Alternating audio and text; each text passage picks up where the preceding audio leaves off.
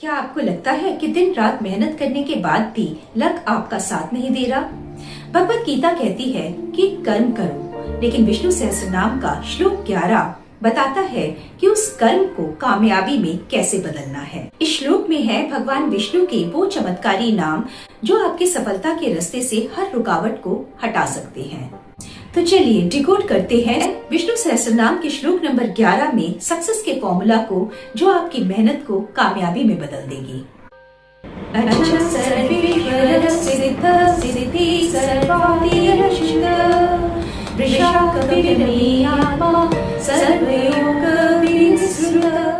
श्लोक शुरू होता है अजह से।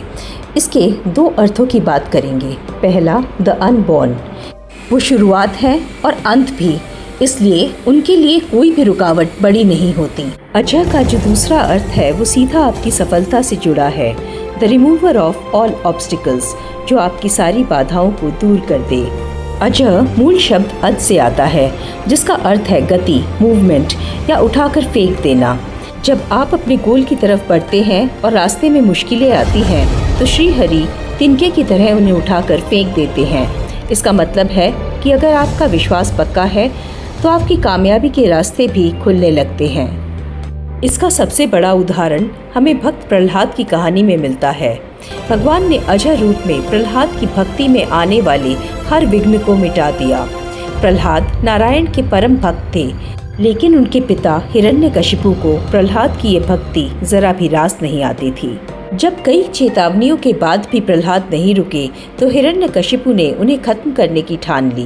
प्रहलाद को ऊंचे पर्वत से नीचे फेंका गया, उन्हें विष दिया गया, हाथियों से कुचलवाने की कोशिश हुई और यहाँ तक जहरीले सांपों के बीच छोड़ दिया गया। फिर भी प्रहलाद अपने भक्ति मार्ग पर अडिग रहे। हर बार जब मौत करीब आई, श्री हरि ने हर संकट को उनके रास्ते से हटा दिया।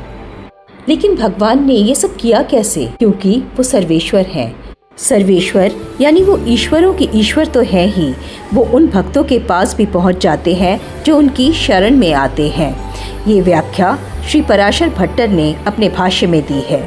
प्रहलाद का अटल विश्वास असल में इसी सर्वेश्वर की शक्ति से जुड़ा हुआ था।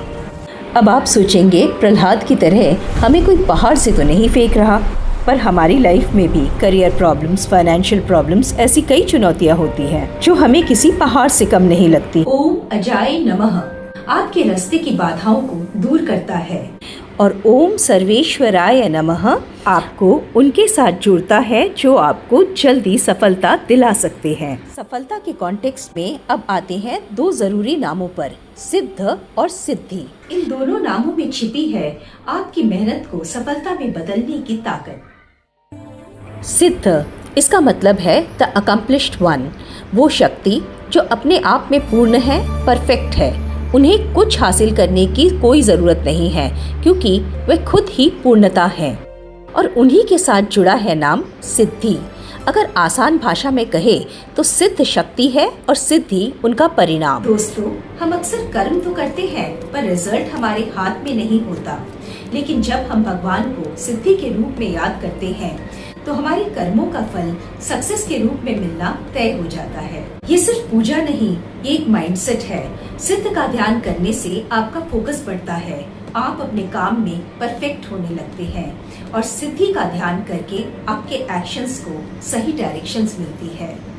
आपकी कोशिश बेकार नहीं जाती। जब आप इन दोनों पिलर्स का सहारा लेते हैं, तो आपका हर संकल्प संपूर्ण होता है, आपकी कोशिश कामयाबी में बदलती है।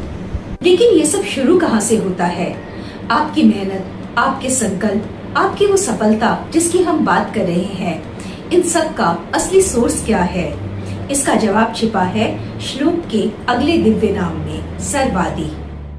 नाम को ध्यान से सुनिए। सर्व मतलब सब कुछ और आदि मतलब शुरुआत। भगवत गीता में श्री कृष्ण कहते हैं, अहम सर्वस्य प्रभवो, यानी मैं हर चीज का स्रोत हूँ। चाहे वो आपके मन में आया कोई बड़ा आइडिया हो या उसे पूरा करने की हिम्मत, सब कुछ उसी एक प्राइमरी एनर्जी से निकल रहा है। सर्वादि यानी द सोर्स ऑफ ऑल, जो हर शक्ति, हर ऊर्जा और हर सत्ता का स्रोत है। जब द सोर्स ही आपके साथ हो, तो दुनिया की कोई भी ताकत आपको रोक नहीं सकती।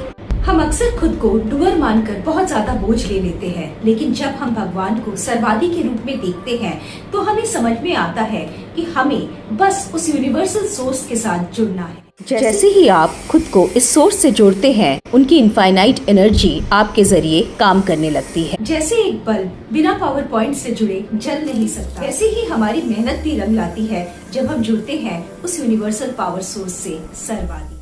अब जब शुरुआत सही सोर्स से हो गई तो सवाल आता है कि उसे संभालेगा कौन, क्योंकि जो चीज ऊपर उठती है उसके गिरने का भी डर बना रहता है। इसलिए कामयाबी हासिल करने से भी ज्यादा जरूरी है उसे अच्युत की शक्ति से सुरक्षित करना। अच्युत का अर्थ है the one who never slips, जो कभी अपने स्वरूप से नहीं गिरते और न ही अपने भक्तों को गिरने देते हैं। जब आप अपनी मेहनत को अच्युत की शक्ति से जोड़ देते हैं तो आपकी सफलता स्थिर या स्टेबल हो जाती है। वो आपके फाउंडेशन को इतना मजबूत कर देते हैं कि मुश्किल समय में भी आप डगमगाते नहीं हैं। लेकिन भगवान की कृपा प्राप्त करने के लिए कुछ तो नियम होंगे, कोई तो क्राइटेरिया होगा। यही क्राइटेरिया समझ में आता है इस श्लोक के अगले नाम में। वो नाम है वृषाकपिः, मतलब धर्म के रक्षक। वृषा का अर्थ है धर्म और कपि का अर्थ है उद्धार करने वाला।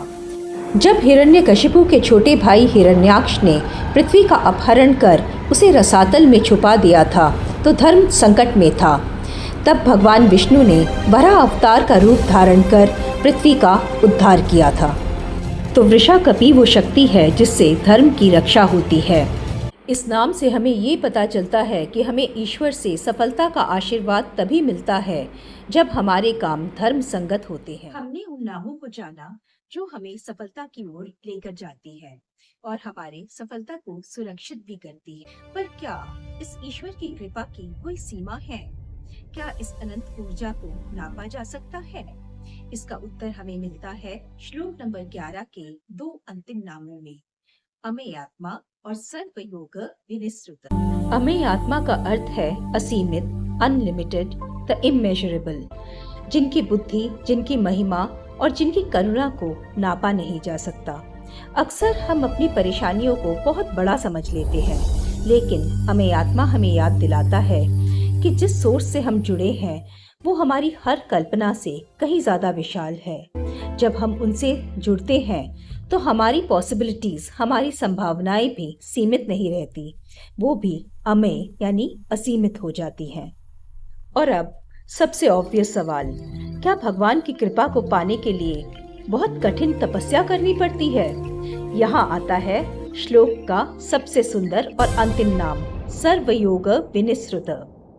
इसका मतलब है वो ईश्वर जिन्हें पाने के लिए किसी एक कठिन रास्ते की जरूरत नहीं है, वो हर योग से, हर सच्चे भाव से प्राप्त किए जा सकते हैं। चाहे आप उनका ध्यान करें, उनकी कथाएं सुने या उनका कीर्तन करें, वो हर रास्ते पर आपका इंतजार कर रहे हैं। ये नाम हमें सिखाता है कि भक्ति कठिन नहीं, सरल होनी चाहिए। अपने काम को, अपनी मेहनत को योग बना दीजिए और वो खुद आपकी मेहनत का फल बनकर प्रकट होंगे। तो ये था विष्णु सहस्त्रनाम का वो जादुई श्लोक नंबर 11, जो हमें बताता है कि जब हमारा पुरुषार्थ, हमारी मेहनत और ईश्वर की कृपा साथ में मिल जाते हैं तो हमारे लिए सफलता के दरवाजे खुलने लगते हैं। कमेंट्स में ओम नमो नारायणाय जरूर लिखें और हमें बताएं इनमें से किस नाम के साथ आप सबसे ज्यादा रिलेट करते हैं। मिलते हैं अगली बार एक और नए श्लोक के साथ। ओम नमो भगवते वासुदेवाय।